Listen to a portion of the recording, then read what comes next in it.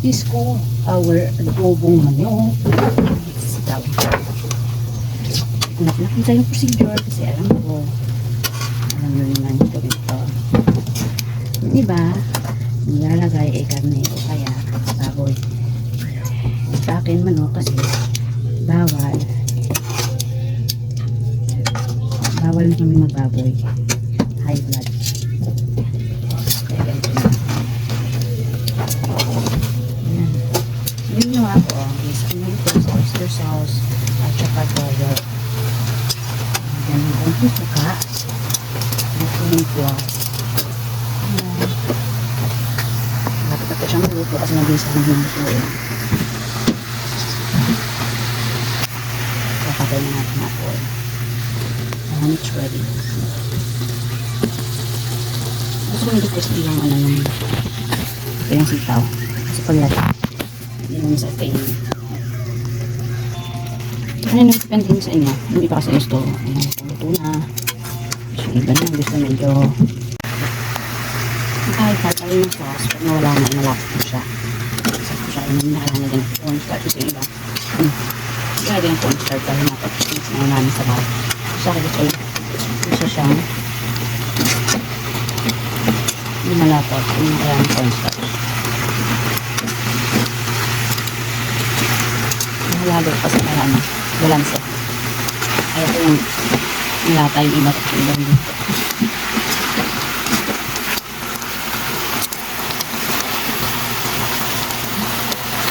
Hindi pa ako na nagulog kasi bago ako lahat. Ito siya sa hindi dito.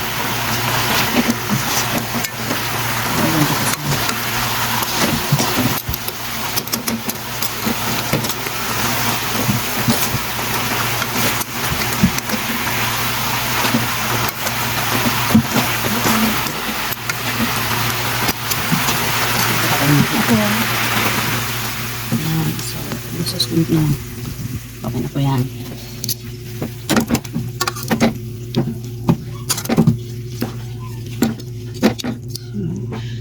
Fresh na fresh. So, tingnan na natin.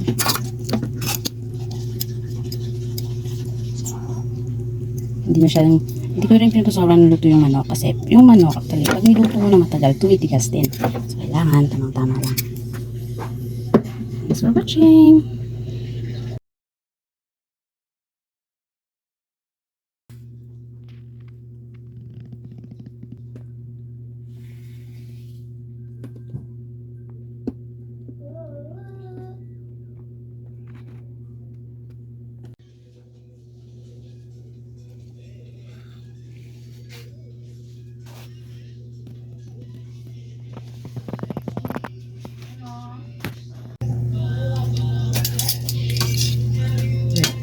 Ito ang ating adobo.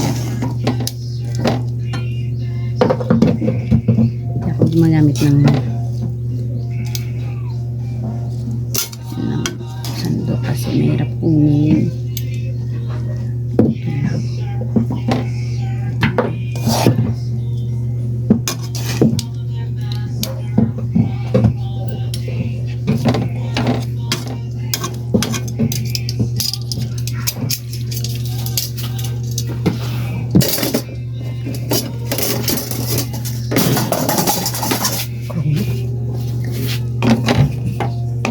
Sabaw siyempre. Kailangan natin konti sabaw.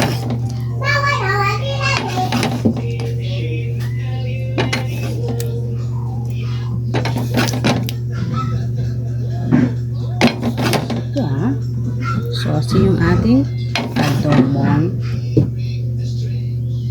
sitaw.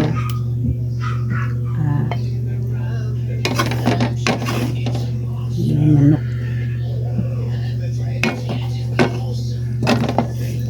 It's really good. This is something mouth-watering.